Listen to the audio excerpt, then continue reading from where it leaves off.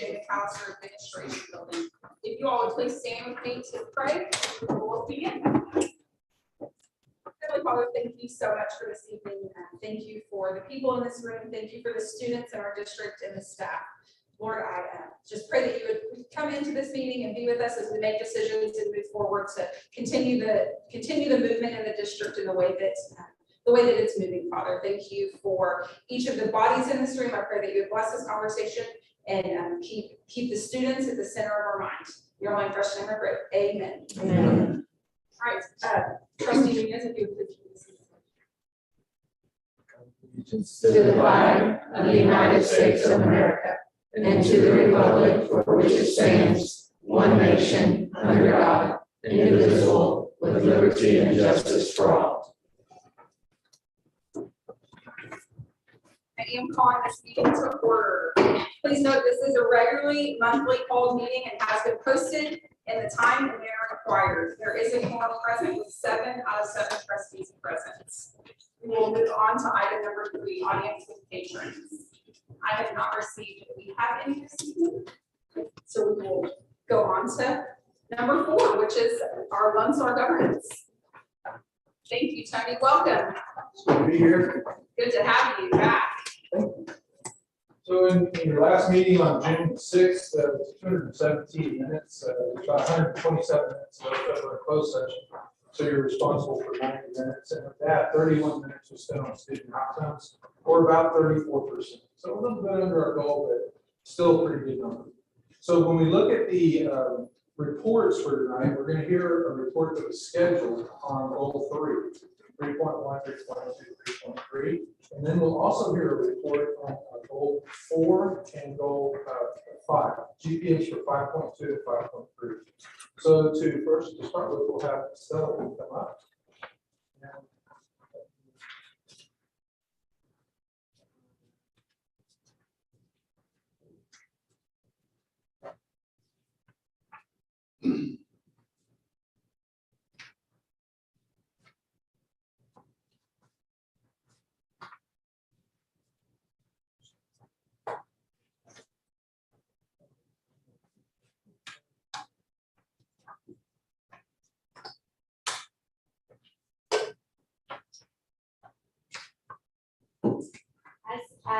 Mr. Williams is pulling up the data for us. I just want to take some time to brag on our teachers, our counselors, and our kids. I knew the data was going to be good, but it's really, really good. It really surprised me to see the high levels that we achieved. Mr. Williams had asked me, when is it going to be 100%? And I thought the goal was a little high, but I can see it happening soon. We're a little short of 100%. So we are looking at different ways we can make it that way. So the goal of Bay City High School is college and career readiness. So 3.1 focuses specifically on TSI and college ready and career courses. So our data is out already. Our baseline, we base it on the previous school year as we were going to develop our goals and to use this instrument to include in. After first semester, I came to present the data, we had 13%, and then I picked sharing. At the end of the year, it's a little better, and I expect to make in the 80s, but I do not expect 93. So then in April, it went up to 17. That is all the work that the counselors and the teachers come and do on Saturdays to get those kids tested for TSI. So although accountability is huge, and it's really makes me proud, or what really makes us proud of Bay City High School, is that these kids are leaving us ready to go to college and ready to go to the workforce. So besides accountability, we're changing lives and we're giving these kids an opportunity, and I'm really, really proud of the teachers. As you notice, also, we have increase in every single cell population as well. So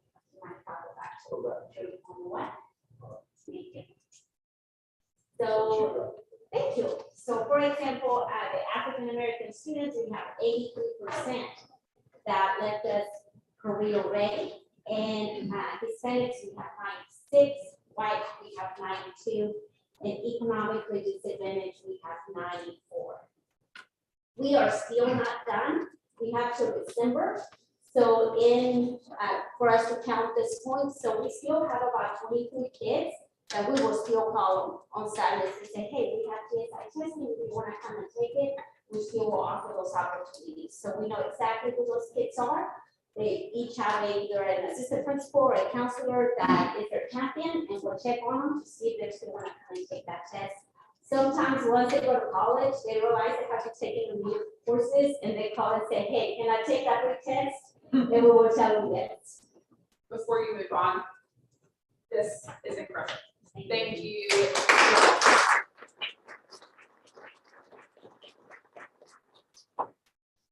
Our next goal is 3.2, and that was certification. So our goal was to get to 30%. We made our goal to 35%. So also did higher than what we expected on that one. Our subpopulations, we have 23% on African American, 38 on Hispanic, 31 on white, and 34 in economically disadvantaged. So these kids will leave basically high school ready to go work at a plant, ready to go work at a hospital, you name it. And we're just really excited that they can go and have really good paying jobs. So also some of these kids also take the TSI. So if they have a certification, we still encourage them and give them those opportunities to do one or the other. Some of them do work in a hospital or a plant at the same time they work in college. So they really good opportunities for them. Then we have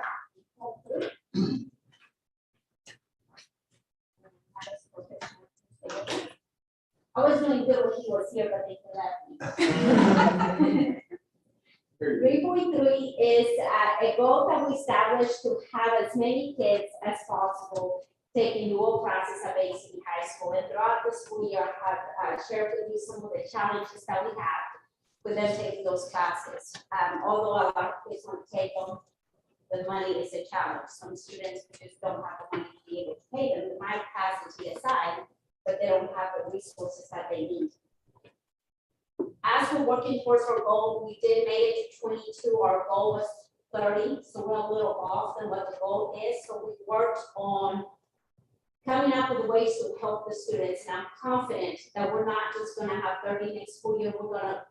We're going to be higher than that. And the reasons or the different things that we have done, Ms. Moya has helped us work with WCJC to reduce the cost. So now instead of paying $350 a class, we're only going to pay $250 a class. We are also the only early college in Matagorda County. So next school year, we're going to have almost 60 students in an early college program ready to get an associate's degree within the next graduation. Not this one, but the one coming next. So makes us really proud. Something that makes me really happy, and I want to share with you all that in many years, this is the first year that we have a core dual teacher in every core subject at ACD High School. So we have an English teacher, a math teacher, a history teacher, a government teacher, and for a while, we have not had a biology teacher. We're going to have a biology teacher that's coming up here. So reducing all these obstacles is really going to help, not just making it to 30%, but even more. Do you have any questions? May I add something? Absolutely. Ms. Reyes, that probably just slipped your mind. We actually, WCJC has amended our MOU. We've been working with them really hard for a couple of years. And prior to this, we could only offer 50% of the associate's degree face-to-face at our campus without being a satellite campus. They have now amended that MOU. You approved it at one of the last board meetings. We will now be able to offer it. We have the staff ready. We also have some staff. We are growing our own dual credit certified staff that we will offer the entire associate's degree except for 3 classes in a face-to-face format. So we're very excited. We do like a one math class, a calculus class, but we have somebody who started working on that degree this summer. So we hope that in 2 years we'll have the entire associate's degree be able to be face-to-face and will be classified as a satellite campus at WCJC. Also, we have worked very hard with our CCMR. I forgot the name of it. Expand the extra money we get because we're doing so well in CCMR. We are taking that money, thank you, outcomes bonus, I couldn't think of the term. The outcomes bonus money that we received, you approved it part of the budget. This will be the first year that not only will we fund fully the early college high school students, but every student taking dual classes at Bay City High School will be eligible if they pay the tuition and they make an A, B, or C, they'll be eligible for a partial tuition reimbursement. Either $100 for an A, I believe I have to look at my chart, $75 or $50. So hopefully that will help even expand our dual credit enrollment even more. And that's all due to Ms. Reyes and her counselors and hard work.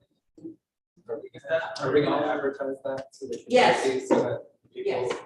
parents will know? Yes, we're getting ready for that, and actually, we're getting the legal forms ready and everything for the students, so that when they show up, they'll get that within the first week of school, they'll know exactly what they have to do to seek that reimbursement at the end of each semester. Is that $100 after we've already discounted it down to 200? Yes, So that's they could- correct. They could take for $100. Yes, that's correct. So they would take a class for $240 and get $100 of that. Okay. Yes, whereas before, classes were $350. Yeah. What's the earliest they can start taking co-credit? Is that in eighth grade? Ninth grade. Ninth grade? They can take the TSI in eighth grade, and now we'll have our third cohort of students that actually started as ninth graders. This will be our first senior class that they were kind of our pilot group. And so that we have one or two students who could possibly graduate with an associate's degree this year. And then the following year will be our first official cohort of early college high school. And we have at least 15 in the early college high school. And then we also have some additional dual credit students who may receive the associate's degree next year.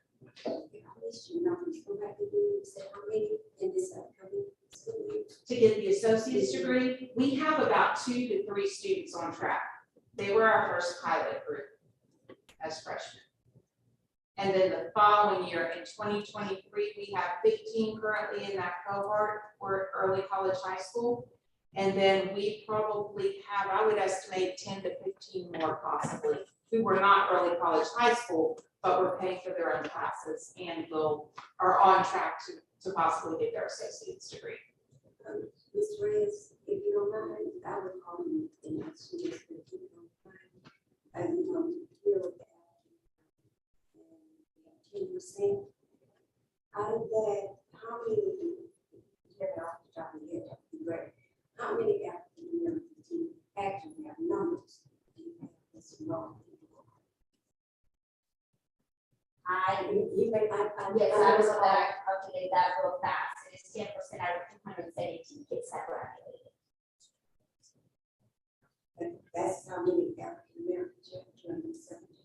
And I want to remind that although every single student at Bay City High School has the opportunity to take this PSI test, we not charge for any of that. And we also have several scholarships that students are able to apply. This just is an excellent opportunity for me to share a couple of things that I know teachers will not like for their share. So I might have at least 15 teachers that would say, if you have students that cannot pay for their classes, let me know. I don't want them to know it's confidential.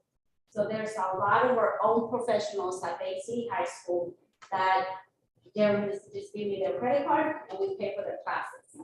In addition, the Educational Foundation gives us at least $5,000 per year to cover some of these classes for the students. So very grateful to the community for helping us with this initiative. We're having a fundraiser Friday. If you're not busy, y'all should go. Also, so whenever you get into college, you can take classes during the summer. Can they take a class if they wanted to, a dual credit class in the summer and still get the same $200 and the $100 if they make an A and all that? You know what, that's a good question, because that MOU starts in August with our students. So I'm not sure if that counts for summer classes. I'm gonna have to look into that. We So if have, they're all this summer, what about after, I'm gonna have to check into that. Okay. I'll be honest, I haven't checked into whether summer classes will fall in that MOU. We've had kids take summer classes. We have kids taking summer classes right now. But I don't know in that MOU if it outlines the summer classes count or that reduced tuition rate. I'll double check that. If our students do start taking summer classes for want to make sure that we develop systems of support. As when they are with us, we teach them a lot of things, you know, how to email their professor, how to advocate for, if their computer wasn't working, just different things that they need from us. So, that's a great idea. I just think that if we are going to do summer classes, that we do need to develop a system to support the students during the summer.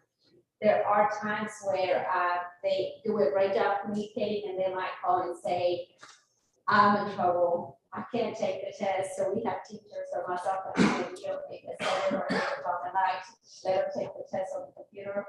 So we want to continue to coach them to do that. I'm just afraid that they will do that in the summer, thinking that we're not there to help them with support. Any more questions about the data? Okay, thank you. Thank you. you, guys. Great work.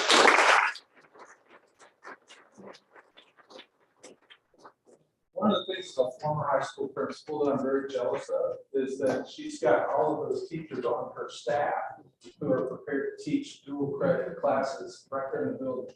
That is a huge advantage to your kids because those teachers know the kids, they know the families, they know, you know, the community, and it just makes it so much better as far as relationships. So the next presentation is going to be done by Ms. Moya and Mr. Cole, and this is going to be over 4.1, 4.2, 4.3, 5.1.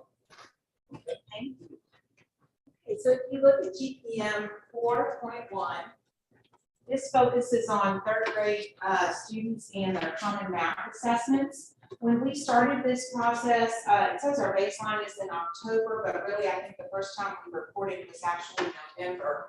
You'll see 14% there. That was the first result on our first common assessment for our first unit. We set a goal there of raising that from 14% to 25%. So we reported to you in January and then again in March. Now what you see in January and March, January is a benchmark score, which was a full release test. March was again a curriculum-based assessment, which was just on the 6-week unit that we had taught. But when you look at June 22, you're going to see that we increased not only to 25% what we exceeded our goal to 29% weeks, and that is on the STAR test, the actual STAR test for May. I'm very excited, as you know, and you will remember from last year during COVID, we saw the biggest gaps in our learning in math. Because those teams are progressive, in other words, you have to learn to add before you multiply. We had a lot of gaps to fill in during COVID. So that's where we were seeing the biggest gaps in math. And that's why I think the board chose to set a goal for our math. You'll also see that our, you can read across, our African American went up to 15%, Hispanic went up to 25%, white 46%, economically disadvantaged 25%. Our special education was at 4%, but I do want to tell you that that's where we have struggled this year.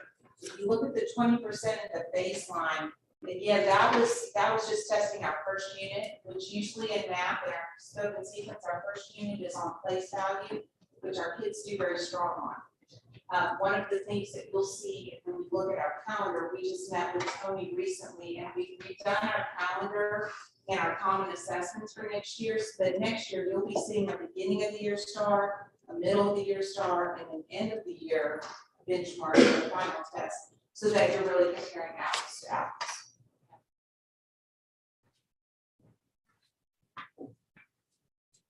If you look at goal 4.2, this was 4th grade. On their common math assessment, our goal was to increase from 23% to 40% meets. This is at the meets level, remember, not just approach, but the second level of meets. So our baseline, again, in October was based on our first curriculum-based assessment at 23%. We went out in January to 30%. In March was another curriculum-based assessment of 11%. But our final outcome on the actual STAR for all students was 34%. We did not meet our 40% goal, but we certainly made quite a bit of growth. Also, when you look back at where these students were in 3rd grade when they tested last year, we made tremendous growth with diagonally with the same cohort of students. You'll see African American increased to 17%, Hispanic 36%, white 38, economically disadvantaged 31. And again, you'll see where we're struggling with our special education. We've really got to look at our inclusion practices, our collaborative teaching practices, and what kind of support we're giving those students to fill in the gaps. And I'm sorry, our PL, I didn't mean to leave that out, they increased to 50%. There is significant growth. I remember going back to the emails that you sent out. Yes. That showed the growth per cohort, significant growth. So even though it didn't reach the goal, like you were saying, they're still did a great job Yes, with yes. these groups of kids. I have to say, that you will be so, well, we went over the all student scores at our last board meeting. And to know that we saw growth in almost every category from year to year, and then also from cohort to cohort, like third grade to fourth grade. That cohort of students, we saw tremendous growth in reading and math last year. So we hope to continue that this year. And then if you look at GPM 4.3, this was fifth grade. Now, I do want to explain to you fifth grade. Fifth grade is one of our actually strongest grades in math. And again, when you see that baseline in October, we have learned a valuable lesson. Do not base your baseline on the first curriculum-based assessment. That is just one unit. Because they were very strong in that place value unit, you can see at 45%. And then it looks like we went down to 33%, down to 21%, and then we ended at 39% meets on the actual STAR. You may remember, as Ms. Westmoreland said, when I showed you the all student scores, our fifth grade increased significantly in that area.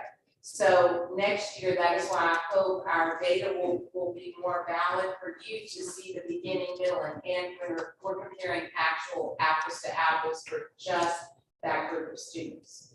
But again, they made significant growth. African American was at 26% meets, Hispanic at 39% meets, white at 47%, economically disadvantaged. Special education, it's something about that 4. We can't get off that 4. But you can see we definitely need to look at what we're doing in special education.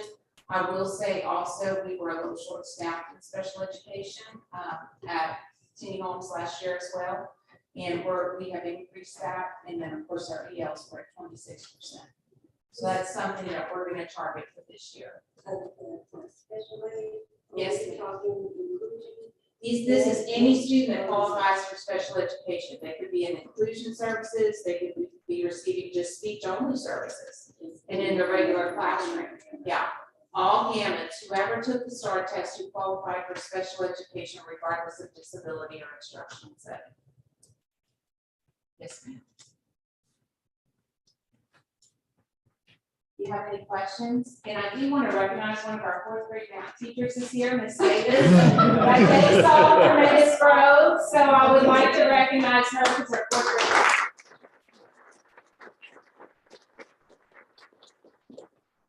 Growth with all three of those grades was tremendous this year.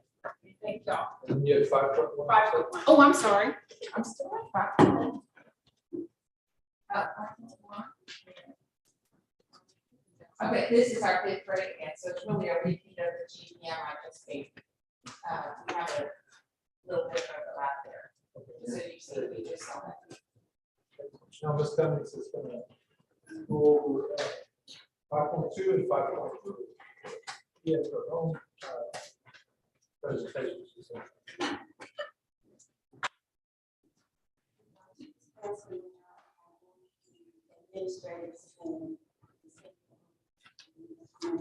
And under the leadership of Dr. Scott, and in community, you're hearing good things about these schools.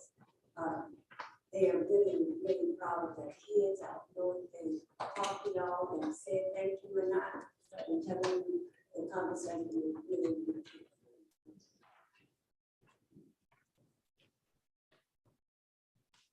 So I have a 5.2 goal progress measure. So this progress measure was presented to sixth grade students who score 8 or above on the Common Math Assessment increase from 23 to 28 by 2022. Our baseline was actually last year's sixth grade STAR results. So what you see for baseline on there, that's what it was for last year for it. So we went from 23. We basically maintained for sixth grade. If you look at it through all the way pretty much across the board, it varies maybe by 1 or 2 percentage points, but it pretty much maintained. What I included below it was our data from the last time that I presented the December and February benchmark data, but I also added the May Star sixth grade math data, so you can actually see the breakdown, not just for needs, but for approaches and masters as well. So needs actually went from 14 in January, we moved up to 24, and they actually maintained it, so remained there at the end of the year. Our masters actually increased from 4 to 12 for the year, and then we fell back a little bit and ended up at 9%. And our approaches increased from 53 to 56, and then went to 57. So we know we have a lot of work still to do with that sixth grade. I'm looking for. Ms. Cummings, can I add something? I do want to let the board know, one of the biggest challenges we have in sixth grade is that if you look at the TEKS in math, sixth grade has the most new TEKS in math. So that is always a challenge area across the state. So Ms. Cummings and Ms. Flores, I know, are working on a plan to look at what can we do to shore up those students and to give them extra opportunities, maybe even above the tutoring in the acceleration that we've done in the past. Because when they're coming into sixth grade, it's not just that they're moving into a new grade, they're moving in probably the hardest grade level in math because there's so many new teams. And that's what I actually had just a little bit below that part. So overall, again, we maintained from the previous student cohorts data.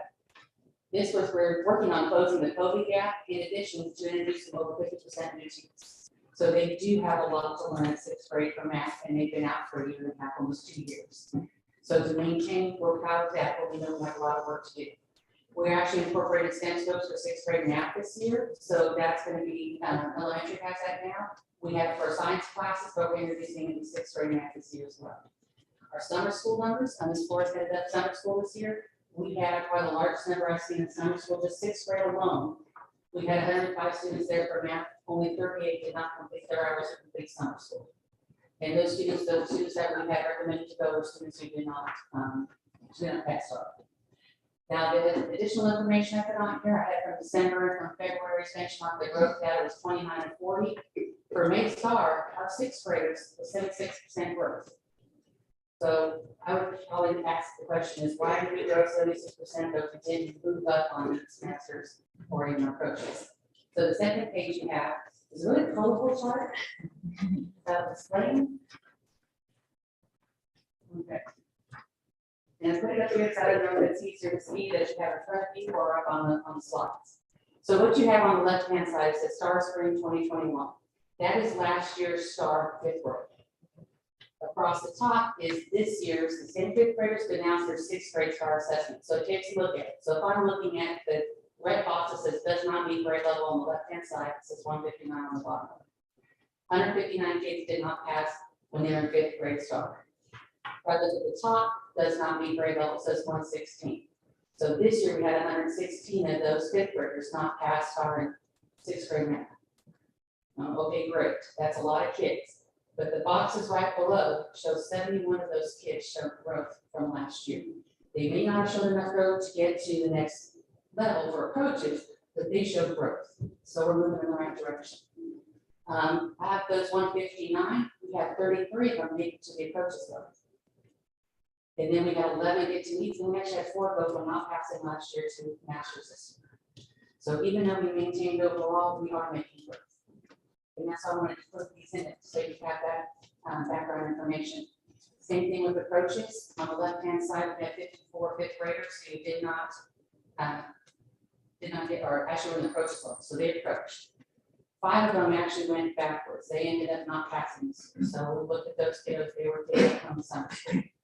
Of those 54 that approached last year, 13 of them stayed really much about the same, so we get half a point credit for them. But 19 of them still show growth, but not enough to get to meets. Okay. Of those 54 who approached, 8 of them moved up to meets, and then 9 of them moved up to masters. So we're going in the right direction. We have a few that went backwards, but we are making growth. So that's what this is explaining at 76% growth. If I go to meets, the meets we had 14. 2 of them fell backwards to approaches. 1 of them was still in meets, but just barely made enough to show growth. 3 of them actually showed growth, and 8 of them advanced to masters. And our masters kids, we had 13. 3 of them went back just a little bit, only to meets, but 10 of them still remained in masters. So we know we have a lot of work still to do in sixth grade, but I wanted to show that we do have successes in sixth grade as well. So they've been working with our students and so. Thank you for breaking it down, that's very helpful.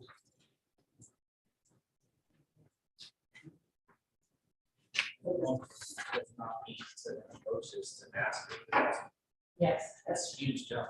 huge damage. And we're hoping for more of that next year too. The goal 5.3 is for seventh grade, the goal was to go from 17 to 27. So again, this is actually after last year's star score line, we actually made it to the goal. But when you're looking at this, throughout the year with our benchmark data, we were scoring very high on our benchmark data. We actually fell backwards a little bit when we came actually to the final star scores. So we actually the mean went from 49% to 49, and we dropped down to 27% actually again at the year for star. With masters, we went from 16 to 29 and then dropped down to 9. And the approaches went from 80 to 86 and then dropped down to 61 kind of final overall star assessment. So again, I know with the benchmark data that we have throughout the year, they were really star assessments. So we're definitely gonna go back and take a look at what happened with the actual final star for life at the end of the year to see why we dropped. But overall with seventh grade too, we had a large number that actually went to summer school. We had 103 students scheduled, 37 did not attend or finish the hours. So just between both sixth and seventh grade, we had 200 kids. And then we still had eighth grade as well too, so we had a large summer school student population too. With growth, we had larger growth throughout the year with the benchmarks, but we still had 48% growth overall at the end of the year. So from seventh grade when they were in sixth grade to seventh grade was 48%. And I have the same chart breakdown for you for seventh grade as well. So if you look at their stuff, we only had 97 that did not meet when they were in sixth grade. We increased that unfortunately to 125 this year, but out of that 125, 47 of them still show growth. So that's still up there in the positive direction there. We have 41 that we need to figure out too why they went backwards on that. I've got 97, 7 of them moved up to approaches, 2 went to meets, and actually 0 in seventh grade got to masters.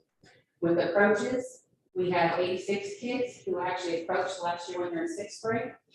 And this year we had 80, but 33 of those went backwards a little bit, 24 and 24. So basically 48 kids had just enough growth or even more growth. 5 of them moved up to meets and then 0 at masters. On the meets, we had 47. So this one concerns us a little bit more because we had 27, basically the 3 and the 24 went backwards a little bit from where they were last year. And then we had the 12 and the 8 to 20 stayed the same. And the same thing with the masters, we had 26 and only 11 this year. So out of that 26, we got the 11 that stayed the same, and then the 15 that went backwards. So those are things that we're going to be digging into that data when we get back with all the staff to see exactly what happened with that. And those are my 2 points. On both of them, you said that like one of them I said 37 didn't attend or finish hours, the other one I think was 38 or something.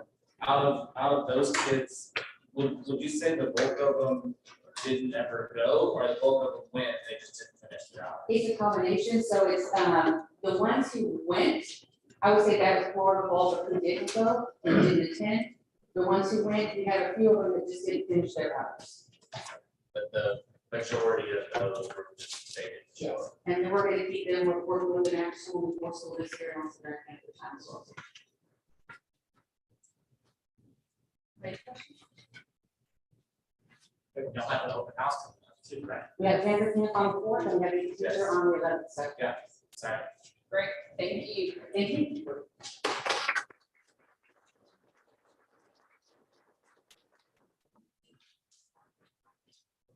So, no, you folks have been very busy, and I put that item on the agenda for any community engagement activities that may have taken place, but I don't know when you have spare night to do that. But I thought I would just throw that out there. Did you ever get us that PowerPoint? It's Right there in It's in there now. E. Yeah. In fact, since you brought it up, I'm ready. Let's do it. all right, let's go to that. Let me just show you what I did for you. And this is just place to jump off and start. I did it actually for you guys, I kind of duplicated it for all the districts I'm working with, all of you. And so, basically what this does, and I'm not going to go through it in great detail, but just it's a way, you can present this whole thing in about 10 minutes. And I left the last 3 slides open where you can put your own data, things that maybe you're interested in bragging about your district, to a community group, a parent group. And you don't have to include all of it. You can just cut out what you don't want to use. But you know, what's the most important thing you believe about Bay City and what we should focus on? Well, hopefully they're going to say the kids and their outcomes and so forth. So we have a list of things that people might think of in the next slide. And then you can talk a little bit about, well, there's other outcomes that we have, the budget, buildings, all of that, but we're focused on student outcomes. That's what we really spend our time on. And so, you know, student outcomes don't change until adult behaviors change. That's our mantra.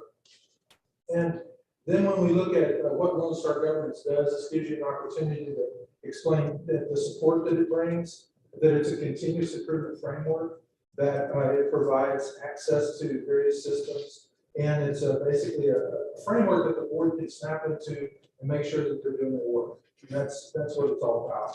And then we show the fact that in March 2021, there were 82 districts that affected over 1 million students. That's about 20% of student population in the state of Texas. And so just in Region 3, 2 years ago, there was only 1 district. Last year, there was 4. This coming year, there's going to be 9. We're going from 1 LSG coach to 4, possibly 5 with the Region Center. So the work is definitely expanding. We're proud of that. Research tells us that board behaviors definitely impact student outcomes. There's absolutely no doubt about that. We know the teachers are number 1. Teachers and principals make the biggest difference. But your leadership trickles right down to the classroom, and it affects everything that the kids get to do. And so Lone Star Governance, again, is a framework. It's research-based. And so it talks about synergy. It talks about setting goals and monitoring goals. You know, and then we ask the question, what do boards spend most of their time doing?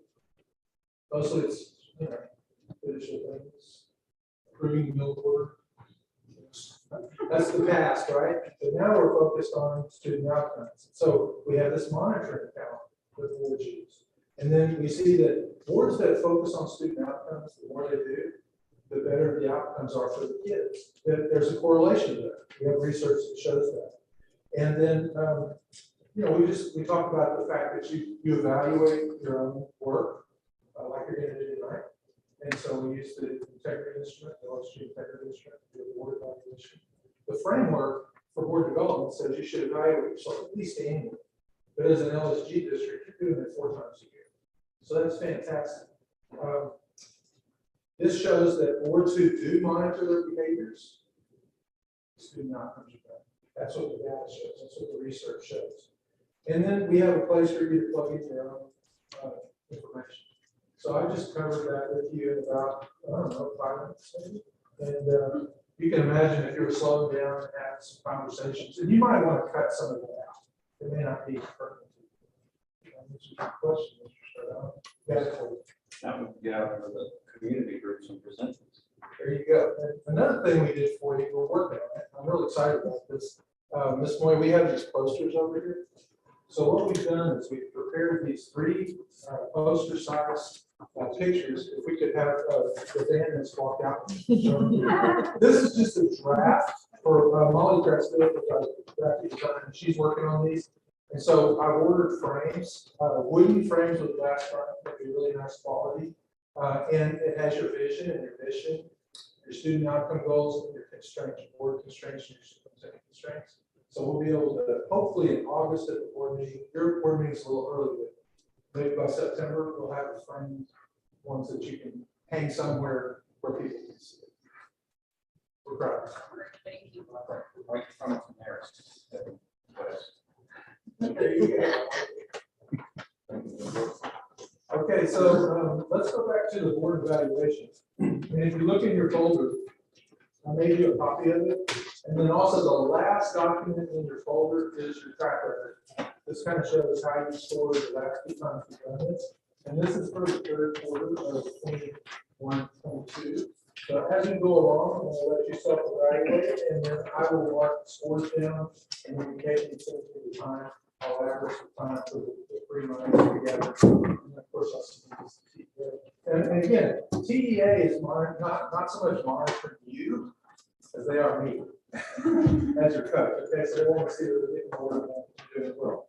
So when you look at vision and goals 1, remember we're reading from the left to the right. Vision and goals 1, and what it is that you cannot answer all of the items in a column, then you have to go back to the previous column. So where do you think you score on vision and goals 1 for this last 3 months only? Well, The broad community ownership. Yeah, it's gonna hold us back. We get out there and present. does everybody agree with that? So it's broad community ownership that holds us back. Okay. So we'll score 12 on vision and goals 1. Then on vision and goals 2, the board has adopted goal progress measures aligned. We're not going to review quite a few of those tonight. You may have. Where do you think you score on this the last 3 months?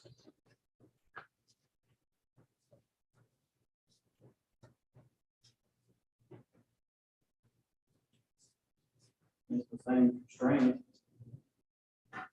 Haven't gotten up to the community.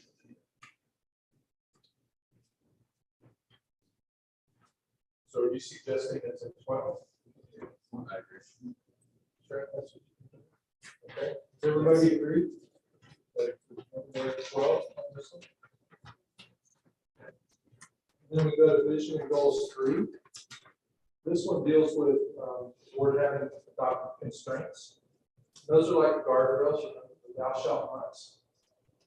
We review those periodically.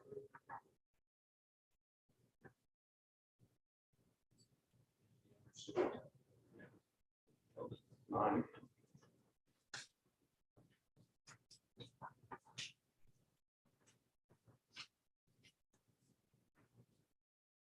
So do you think, I heard the 9 from Walker James? So does everybody agree that we're probably at 9 these last 3 months? And then vision and goals 4. Same thing. Four. What's the orange red here? Gotta get out.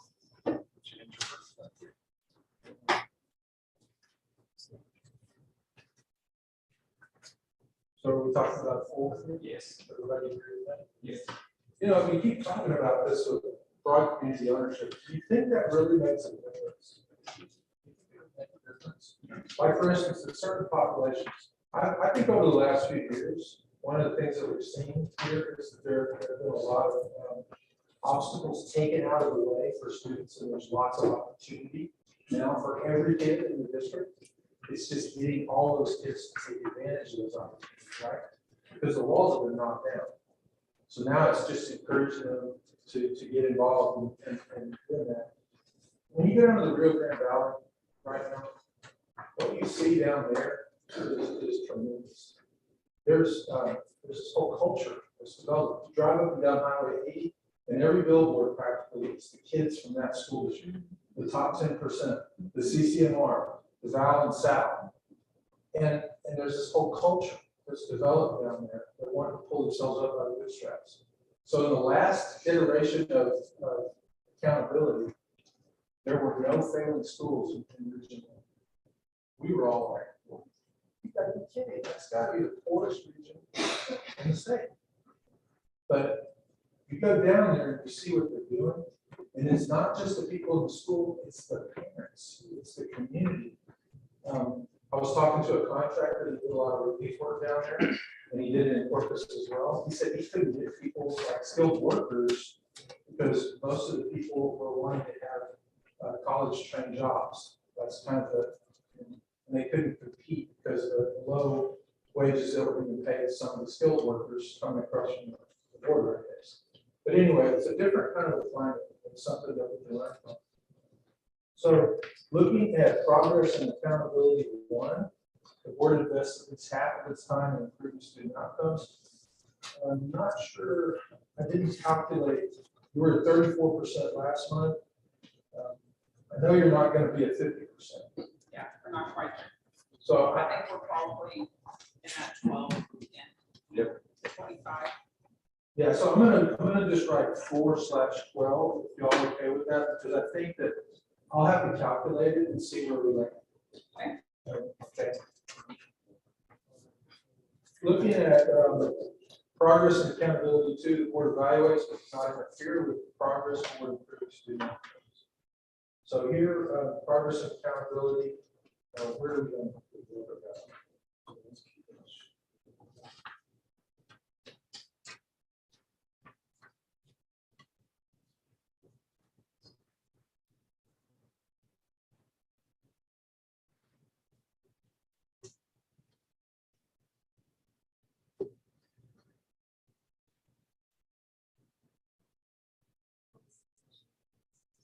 Well, we've never got a point here, so I'm wondering what's keeping us. I'm looking at the ones, I don't see anything that would keep us there.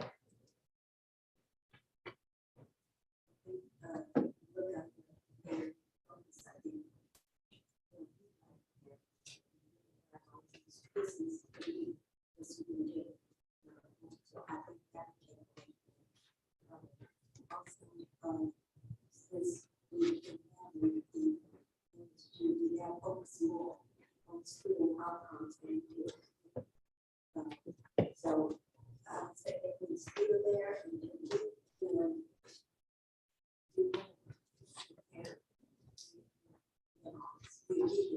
we stuff. Good there. Not where you think you are. I don't think we're at zero. We're on progress and accountability 2, we're at 0 the last 2. Right. So what is it that keeps you from getting at least the one? I don't know that we have a superintendent implementation plan. That's pretty. Yeah. That's, I I think think that's that's what the it biggest. That's the part that we've always been missing. I have, but we need a superintendent annual, Which on August 23rd, we're gonna start talking about the evaluation tool. And It that will will work play on into that that as far as, okay? on the 23rd. That when we go back to evaluate, that will play into. So So- by the next quarter, we will be able to say we Absolutely. have that. So are y'all agreed then? 0. That's a 0? Thanks for pointing that out. Ms. Robbins. Okay, so, let's go on the systems and processes, board operates and then it allows the superintendent to accomplish.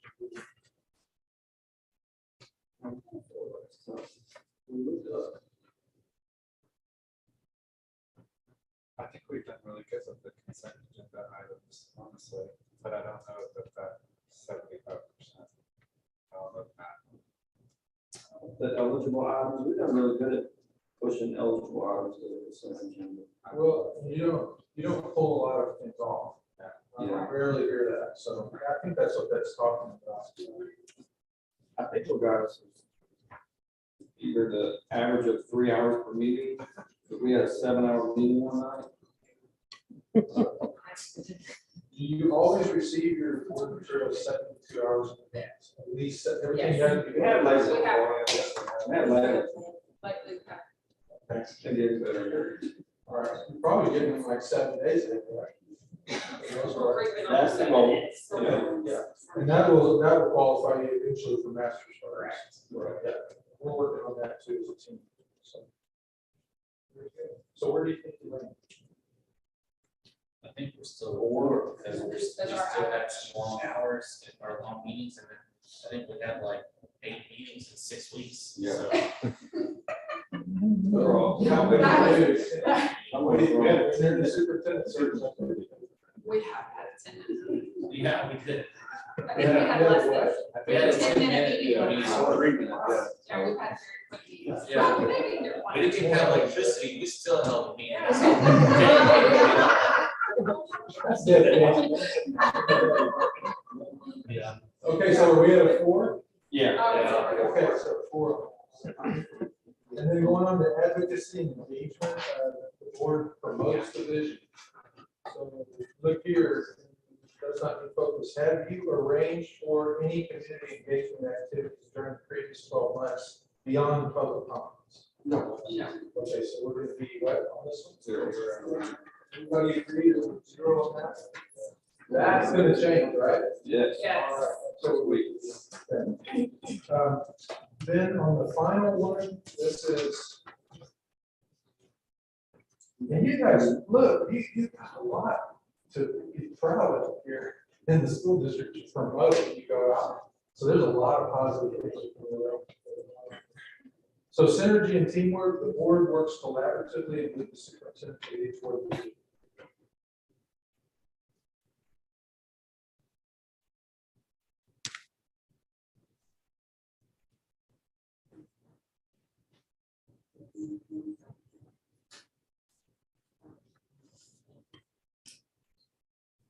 What was that? Sorry, off the approaches in that one. I agree. So we're still at 3 as far here. Does everybody agree on that? 3? Yeah. What is it that keeps us from being? Well, I think it's the superintendent, assistant superintendent, meeting all of the completion of all the governance tasks. We're reviewing them and having conversations. But I think as we get out in the community and start leading the involvement with the community and the presentations and getting involved more, up to 9. Pretty easy.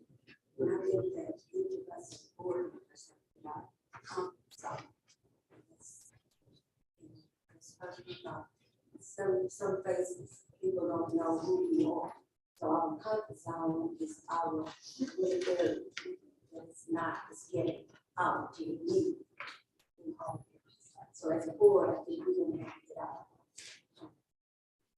As I would say, I'm very visible in my area, but I'm not doing something. So I think that we're gonna have to get out there more and hoping that that will be the same thing with our superintendent. We have to visit more and we have to be more.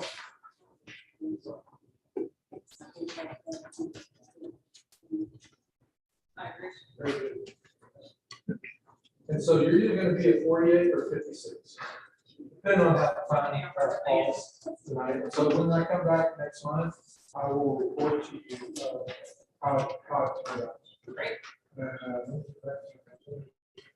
Next month, what we do, is reviewing and approving the goal progress measures and the monitoring calendar for next year.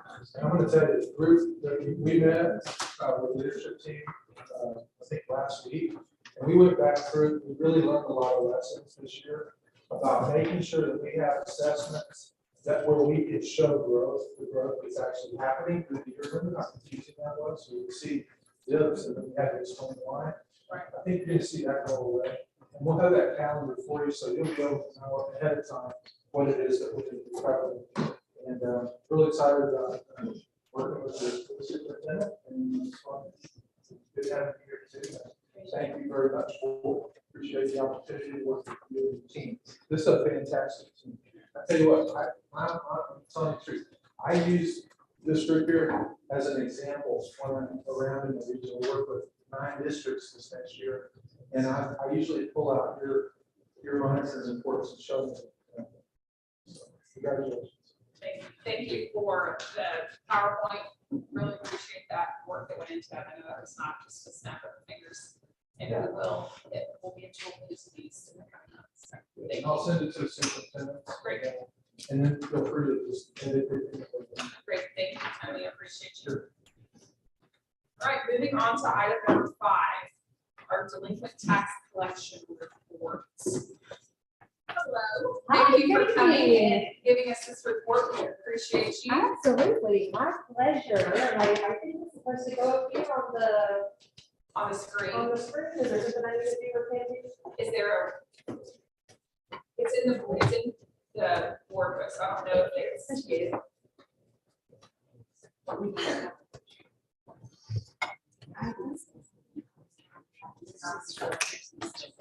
Come on, guys.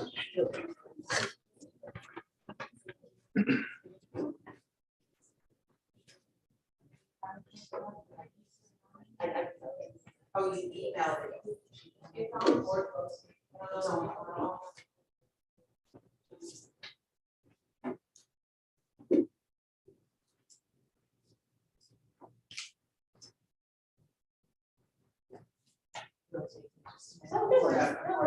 can go ahead and get some housekeeping matters out of the way. I'm Leslie Scotty with Purdue Transit, your delinquent tax attorney. And I'd like to come and give an annual collection report. So please note as we go through the report that these are delinquent taxes only. The school district does not have a problem with delinquent taxes. And I have a chart at the end of the report to illustrate how well the tax office collected the 2021 delinquencies. They didn't leave a lot of meat on the bone for me, which is great. That means your taxpayers are paying their taxes, they're being dutiful, and the tax office is doing a fantastic job. We work very closely with them as well. And we'll go over that in more detail at the end of the report. Earlier this year, the board opted to, in the January meeting, I believe, opted to do early turnover of personal property taxes, which is very beneficial. As you know, businesses come and go, and personal property taxes, that covers your business personal property, so assets of a business, furniture, fixtures, inventory, machinery, equipment, vehicles, say that 10 times fast, or your mobile home accounts. And as you know, they're mobile. So sometimes they pick up and leave the county and we can't find them. Same with businesses. Sometimes before we can get to the business to collect the taxes, the business will unfortunately liquidate, sell off the assets. Could be owned by a corporate entity. That corporate entity will become defunct. So we have nobody to sue at that time when a corporate entity becomes defunct and liquidates assets. So I think that's very beneficial, and I'm glad the district decided to go that way. And I think that is also reflected in the turnover numbers for 2021. I think that also contributed in the reduction of the amounts turned over this year as opposed to last year. As a reminder, our firm services are at no charge to the ISD. We get what is called a statutory collection penalty, and that is passed along to the delinquent taxpayer. So the taxes become delinquent in February. The taxpayer gets a notice. They get the notice around February for the personal property taxes, since we're doing early turnover now, and around May for real property taxes. That notifies the taxpayer that the collection penalty will attach once the taxes are turned over for collection. So all the due process is handled. The tax office, actually we send out those services for the tax office. The taxpayers receive that notice. So a lot of times they're paid come June 30th. They're rushing to the tax office or mailing in their payment come June 30th to avoid that collection penalty. So they are all notified along the way. So You can just use the mouse. perfect. Thank you so much. So the first chart we have is the account breakdown chart. This is just a snapshot of the delinquent roll. The purpose of this chart is it tells me where the dollars are owed and how to direct my staff and what's most readily collectible. And you'll see the largest section is the soup litigation section at 39%. These are taxpayers that did not pay through the collection phase. We try to make at least 3 phone calls. We send out mass mailings. We do title research to see if there's a lien holder on the property and notify the lien holder on the property, because they will essentially lose their interest in the property if we go through the foreclosure process. So everybody's notified along the way. Sometimes, a lot of times, the sheriff deputy knocking on their door to serve them with the papers gets their attention. They have us on the phone post haste, setting up a payment agreement. We work very hard with the taxpayers who wish to pay the taxes and want to rectify the problem and preserve their interest in the property and help them to do so through a payment agreement. Sometimes it's necessary for us to foreclose on the property, sell the property on the courthouse steps. However, most people get in contact with us and we work something out. Next largest section is the action pending section at 36%. These are mostly accounts that were turned over for 2021. So we're actively making, at least trying to make our 3 phone calls, trying to get somebody's attention, trying to get someone on the phone, make somebody aware of the situation. If it was perhaps an oversight, our mass mailings hit the mail probably this week. So I'm sure my phone and the tax office phone is ringing off the hook once those are received. And so just kind of working really hard to get somebody's attention at that phase. The deferral section is 13%, relatively low. So these represent individuals who are 65 or older or have a disability, and they may elect to defer payment of their taxes on their residence homestead. So they're only allowed one, it has to be their residence homestead. They have to provide the information to the county appraisal district, and the appraisal district puts that on the account. And we cannot actively collect these accounts, however, the taxpayer may opt to pay the taxes along the way. Note that your trust section is now very small and lumped together with partial pay and bankruptcy. Earlier this year in your March meeting, I attended it online, and should y'all have any questions and were on standby, which y'all approved, that y'all approved 2 very large tax resales out of our tax trust, which paid a substantial amount of back taxes to the school district. So now the tax trust is really, really small, so great things happening there. Next chart we have. I promise I won't take 8 hours. This is a dollar chart. I'm amazed by y'all's endurance. That's incredible. I'm sure you didn't think it was incredible at the time. Anyhow, I digress. The dollar range chart's the next chart.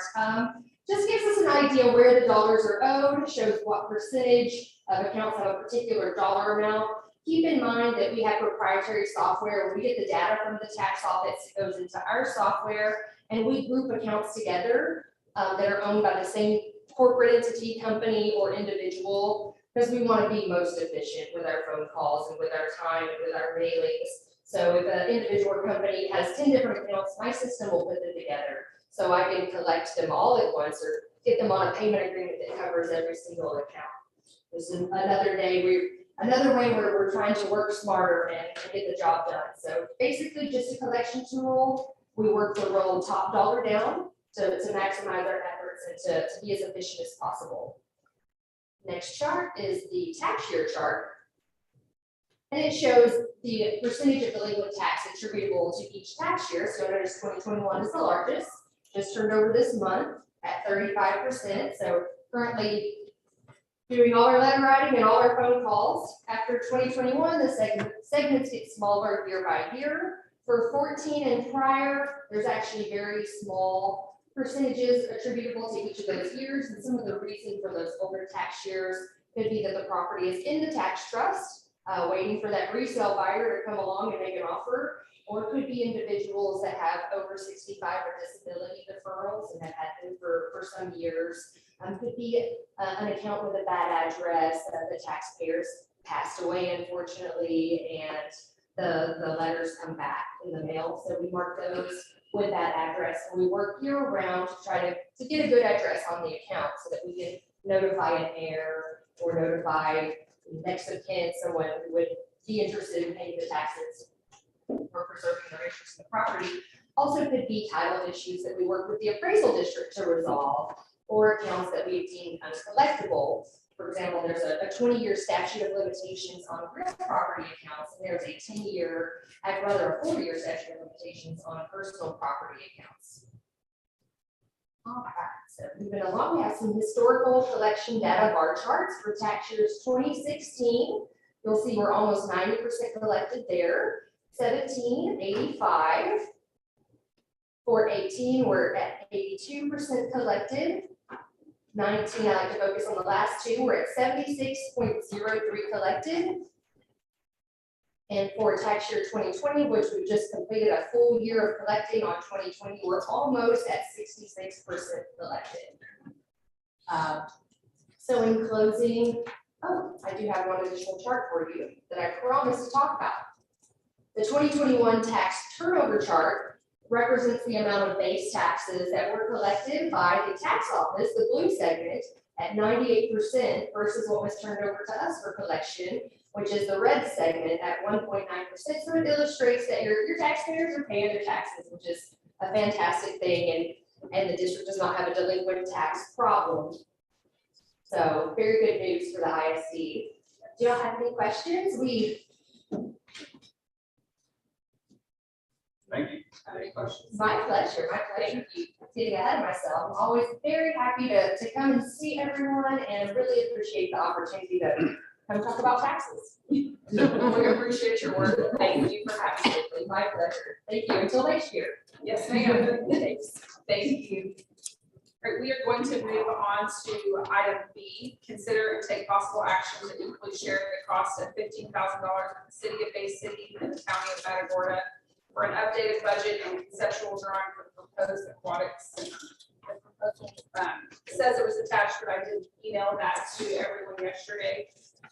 If you did not receive that, please let me know. I can pull that right now. Is there a motion to be made? I'll make a motion to approve equally sharing the cost of $50,000 for the city of Bay City and County of Metro County for an updated budget, conceptual drawings, both aquatic center.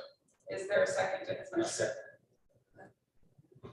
The floor is now open for discussion. Yes, ma'am. Go ahead. Is it on? Sure. Okay. Yes, ma'am. We voted on this, one of our leaders not to do this.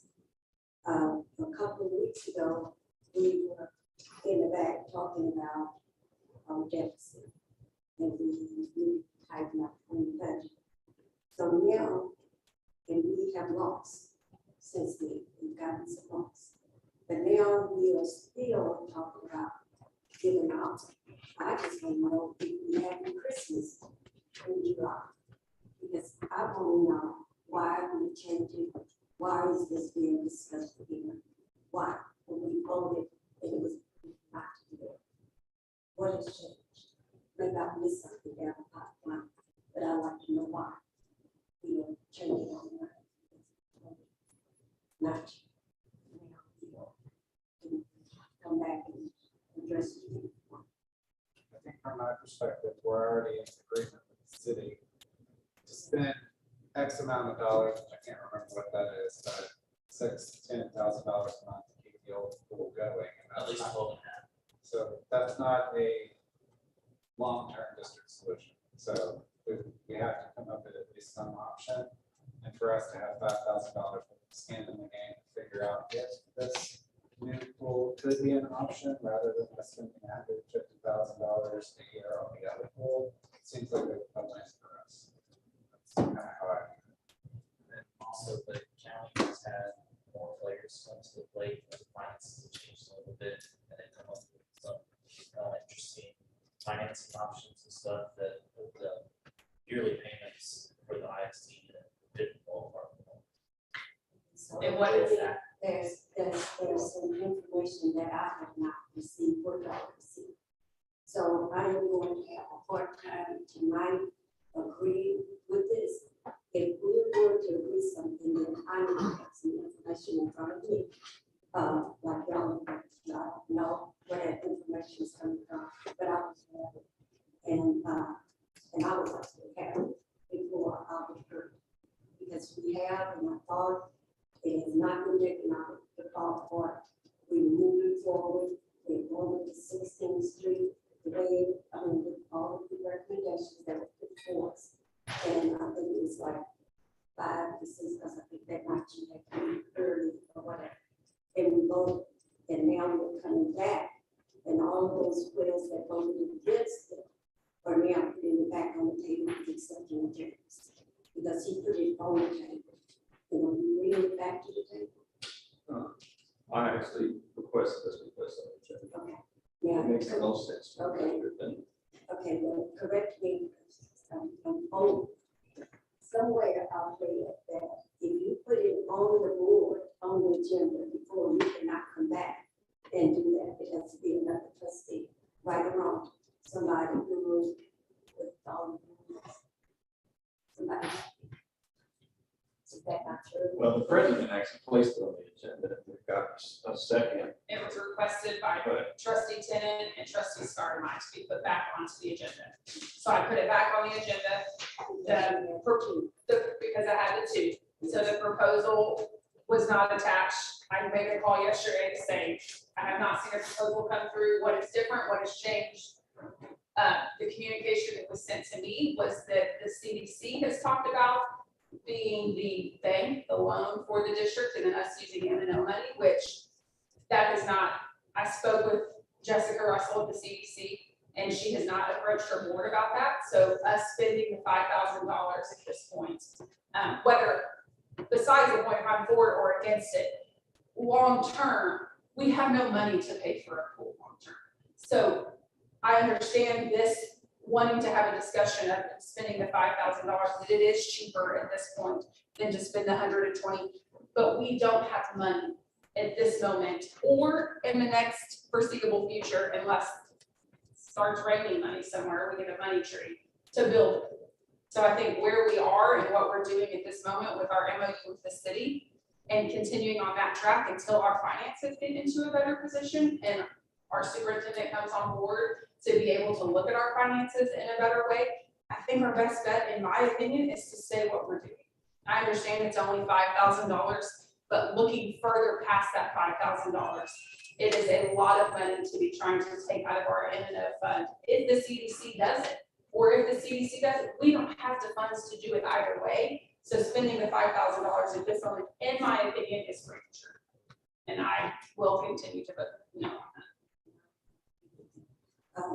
And I think too, and thank you for saying that, because if we are going to make a decision on this, then we need to have a conversation, not one calling and saying, we just have to do this and prove that I put this on the floor, because I don't have that budget.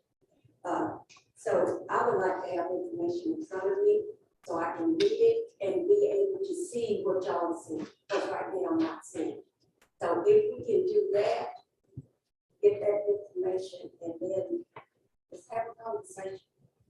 I want to have a conversation about it. You know, and obviously we can't have that conversation unless we're in open session. Because we would be having a walking forum, but, you know, I think the circumstances have changed. This isn't somebody bringing an agenda item back over and over again. This is, it's the same approval, but the circumstances around the situation have changed. In the long, Yes, that's what. well, the funding mechanism for the district, we're not having to take out bonds to do it. We're not having to do this or that. You know, we have a financing partner. Yes, but we don't have the money to do the finance.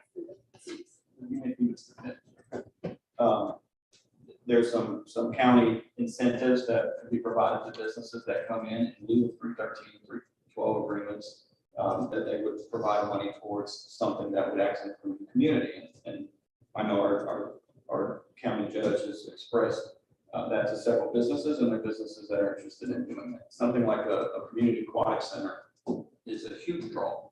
And then this area gets developed, and the developers and the businesses that come in the area that can be located in this area. There's grants that are being worked on. I can't say, you know, for sure we're getting this much money in grants, but there are grants out there that fund these types of community centers. There's other districts who've done this very successfully. And I think we're spending, what, $120,000 a year, but $150,000 a year. And the early estimates, without paying for this, we have no idea what it is, but the early estimates are just a little bit more than that. So we're really spending just a little bit more than that for a brand new facility that's located 15 feet that way. We're not busing our kids all the way across town. The maintenance is out of our hands. If a pump breaks down, it's not all on us. The way we're operating right now, we're putting Band-Aids on top of water tanks and holding fingers over holes, because if something major breaks over there, the city throws their hands up and says, we're not fixing it.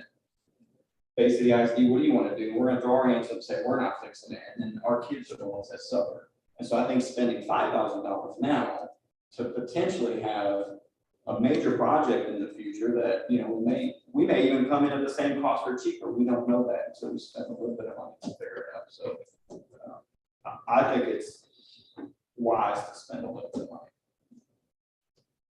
And I'll say, I have no information. I don't have any information other than the email that was sent, but I've rationalized it in my mind as we're spending $150,000 on a not great situation, which is total Band-Aid. If the economics can work out, which I mean, to me, it's all been pipe dreams. We've talked about this like 5 times. I agree, or more. It's worth $5,000. Figure out if the economics can at least be in a reasonable range to what we've already committed to $150,000 a year, which is costs us that, and great. It's something way more than that, then I'm not. So I think spending a little bit now to see if there's anything, since we're already committed to the MOU. Where I'm I guess I can't rush. I think it's one side saw it, went back and looked at it, and even because I still, if you know something that I don't know, then I can come aboard. Don't have to come to the board and say I agree when I'm hearing this again, Mr. Sharp, that's coming up. So if I could have some information, and I know that you guys know, then yeah, I don't have an issue. But don't throw things out and then say, I put this on here and this is the way it's gonna be done, because I got someone to say. That's the way my brain works. So if you can get me what you know, James, Trent, what you know, and then I don't have Would you like to make an amendment to the motion to table it, a. set a further date to give the information? Yes, please. When they need this by. Is there a time frame? You can open the floor and ask, but Yes, you can open. President. Is there a time frame, Mr. Steer, that you're needing this by?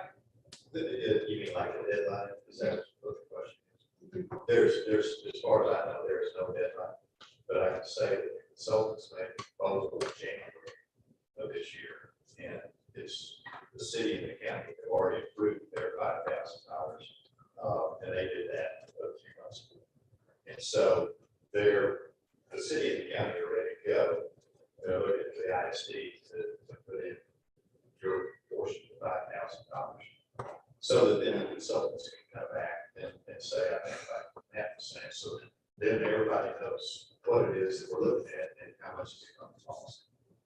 If all of you had an opportunity to read the proposal of the consultants, they're going to meet, I think, 3 times with the partners. So that would be the city, should propose tonight to do this, and the county and the school district, to get everybody together and find out what is it that we really need. And then once that agreement is they reach that agreement, then the consultants will give us an updated cost of what that facility will cost.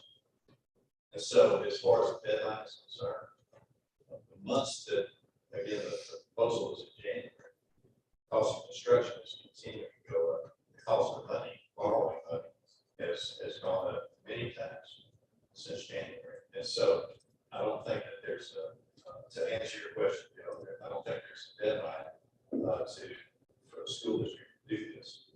But it appears as though there's been lots of discussion about this issue among the folks in the city, the county, and the school district. And it kind of seems like it's time to, I would suggest you not put it on. It's all. Well, I think too, I mean, I feel like it's worth the 5,000 to see if it is a pipe dream, or to see if it is a viable option for us. I mean, like, so we're already spending 150,000. I mean, we may be, it might be an option to build this, and our cost might not go up much, but we won't know until we commit to the 5,000. So it's like, how do you make a decision? You don't have all the information like you're saying, but we won't get all the information without. At least the proposal, at least the basic things that I would need to say, okay, guys, I don't have it. So you have it, James have it, and my poor friend over here, Matt, can do things and say it. I want to see it. I want to see it. I need to see it. I need to understand. Because like I said, a couple of weeks ago, we were in there drilling, we have no money, we deficit there. There's no room to do this, no room to do that. But then we come to mind and say, well, let's keep $5,000. I just, tell me, is it Christmas in July? Do you know we have something that I don't know? So, some information I can read, I promise you, I will come here with an open mind and a different environment. James. Make a motion to call a question. Motion to call the question. Is there a second? Motion that we table this. There's a motion on the floor. Okay, I'm waiting for a second. It means I'm asking for an immediate vote, and if it passes, then we take the vote. Let's do it. I'll say. All right, so the motion is to consider and take possible action to equally share the cost of the $15,000 with the city and the county for the conceptual and updated budget for the aquatic center. All in favor? Well, Let's take a vote by, no, well, you gotta approve the call to the question. Somebody may be for it, but they may not be for stopping debate and voting. So basically what I'm asking is, debate stop, let's vote. And if the majority agrees on that, then the motion is voted on after that. so let's take a vote on if we want to stop discussion and move forward. All in favor, say aye. All right. Opposed, no. So motion passes. No, 5-2. You said no, okay, so 4-3. Sorry, I didn't hear that. So we will now take a vote on the first motion that was put on the table for consider and take possible action for the $15,000. All in favor of that vote to pay the $5,000 to go in with the county and the city? All in favor, say aye. Aye. So 4, opposed, no. No. So 4-3, the motion passes. 4-3. All right, moving on to the, we are going to take things a little bit out of order because we have closed session kind of at the end and the beginning, and so we're going to combine the closed session so I don't have to go in and come out, go in and come out. Is there anything on the consent agenda before we take that that needs to be removed for separate consideration? I am going to remove number 3, which is employment of personnel, and number 7, which is resignations, which is already under closed session from the consent agenda to take into closed session pursuant to the Texas Government Code 551.074, deliberate the appointment, employment, evaluation, reassignment of duties, discipline, and dismissal of a public officer or employee after approving a consent agenda. So we will now go through the consent agenda if there's nothing else to be removed, and then approve that and move into closed session. Number 3, the approval of employment personnel, and number 7, which is the resignations. So going into the consent agenda, the approval of the minutes of the previous meeting, the regular board meeting June 6th, 2022, and special board meeting June 27th, 2022. Approval of the May financial report, approval of the employment, approval of 2022-2023 ESC 3 contracted services agreement, approval of the 2022 student code of conduct, the first reading of local policy update 119, CPC local office management record management, DMA local professional development required staff development, EHAA local basic instruction program required instruction all levels, EHBB local special programs gifted and talented students, EIF local academic achievement graduation, FFB local crisis intervention trauma informed care, FFH local student welfare freedom from discrimination, harassment, and retaliation. Is there a motion to be made? Should never accept all the consent that you just read with the exception of the next. Is there a second to the motion? We have a motion and a second. Is there any discussion? Hearing none, we will take a vote. All in favor, say aye. Aye. Opposed, no. Motion passes 7-0. All right, we will move into closed session under personnel matters, under pursuant to Texas Government Code 551.074 to deliberate the appointment, employment, evaluation, reassignment, duties, discipline, and dismissal of a public officer or employee. The time is 7:24.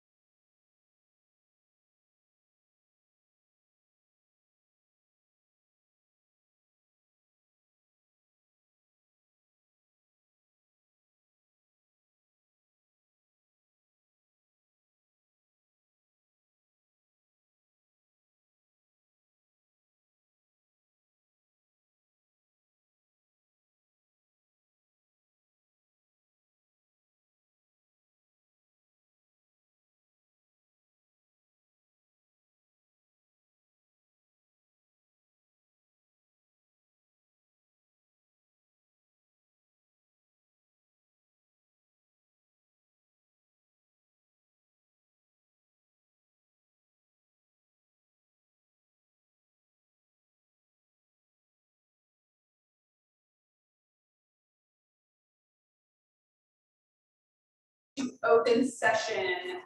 Is there a motion to be made? I make a motion to, modify the interim superintendent's contract as discussed in closed session. All right, there is a motion made to take action to amend the interim superintendent contract. Is there a second to the motion? All right, a second has been made. Is there any discussion? Hearing none, all in favor say aye. Aye. Opposed? No. Motion passes 7-0. All right, last item of business, adjournment. Is there a motion to be made? Made and a second. Any discussion? All right, all in favor say aye. Aye. Opposed? No. Motion passes 7-0. Meeting is adjourned at 7:51.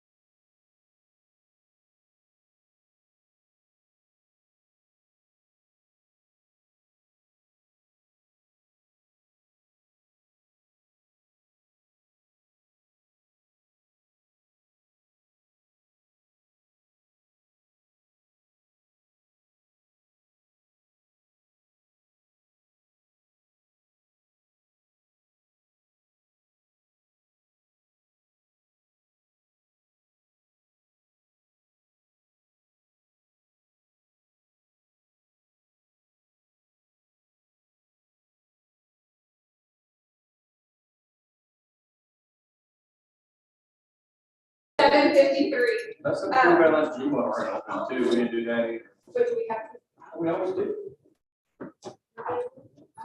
We forgot to. approve the So employment of we- personnel. We took it back there. Is there, yeah, is there a motion to be made? I make the motion that we approve the Employment. rights. Perfect. There's been a motion to be made approve the employment of personnel. Is there a second to the motion? Second. There's a second to be made. Is there any conversation? Hearing none, all in favor? Aye. Opposed? No. Motion passes 7-0. And just as review, there's no Yeah, action. that's what. I'm fine. So is there another motion to be made? Yeah. I make a motion to adjourn. There's been a motion to adjourn in a second. Second. Is there any discussion? Hearing none, all in favor say aye. Aye. Opposed? No. Motion passes 7-0. We will adjourn.